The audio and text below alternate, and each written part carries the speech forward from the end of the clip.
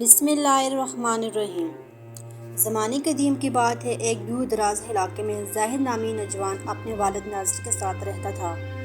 ان کی گزر بسر ایک چھوٹی سی دکان پر تھی۔ گھر میں صرف وہ دونوں تھے اور سہارا بھی ایک دوسرے کا۔ رات کو ناصر بیٹے کو نصیحت کرتا، بیٹا موت کا کوئی وقت مقرر نہیں، اگر میں نہ رہا تو یاد رکھنا تم اکیلے نہیں ہو، اللہ ہمیشہ ساتھ ہے، دکان محض وسیلہ ہے، اصل راز اللہ کی رضا میں ہے، ہمیشہ سچائی اور نرمی اپنانا، کیونکہ اللہ ہی سہارا دیتا ہے جبکہ کوئی سہارا نہیں ہوتا۔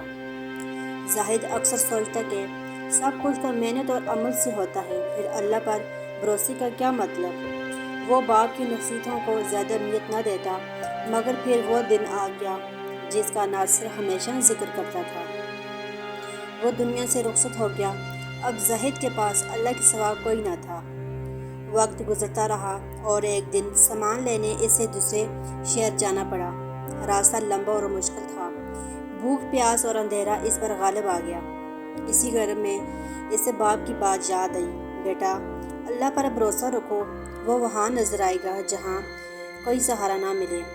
زاہد نے دعا کی، اے اللہ اگر میرے والد کی بات سچی تھی تو میرے لیے پانی اور کھانے کا راستہ کھول دے۔ کچھ دیر بعد وہ ایک ایسی بستی جا پہنچا جہاں سب گھر خالی تھے۔ ایک گھر میں معذور شخص ملا جس نے کہا، پانی یہاں نہیں، آگے روشنی کی طرف جاؤ۔ وہاں ایک بزرگ اللہ کی عبادت میں مشغول تھا۔ انہوں نے زاہد کو پانی کا مٹکا دیا، لیکن واپسی پر مٹکا گر کر ٹوٹ گیا۔ زاہد مایوس ہوا، مگر معذور شخص نے دعا کی اور چند لمحوں بعد بزرگ کھانا اور پانی لے آیا۔ زاہد حیران رہ گیا۔ معذور شخص نے کہا، بیٹا میں سالوں سے یہاں اللہ کے بھروسے پر ہوں، ایک دن بھی اللہ نے مجھے بھوکا نہیں رکھا، تمہاری دعا کے بعد تمہیں یہاں لایا گیا۔ صحرا میں جہاں تم نے رکنا چاہا تھا کوئی زندہ نہیں بچتا، گھوڑے کا ڈر جانا مصیبت نہیں رحمت تھی۔ یہ سن کر زاہد کو اپنے والد کی نصیحتیں یاد آئیں اور یقین پختہ ہو گیا کہ اللہ ہی اصل سہارا ہے۔ تو ناظرین، اس کہانی سے ہمیں یہ سیکھنے کو ملتا ہے کہ اگر ہم اللہ پر سچا بھروسہ کریں تو کبھی مایوس نہیں ہوں گے۔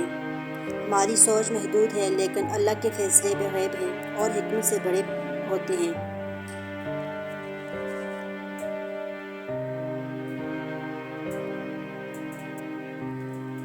تو پیارے ناظرین، اگر آپ کو میری ویڈیوز اچھی لگی ہے تو ضرور سبسکرائب کر کے جائیں۔ تب تک کے لیے اللہ حافظ۔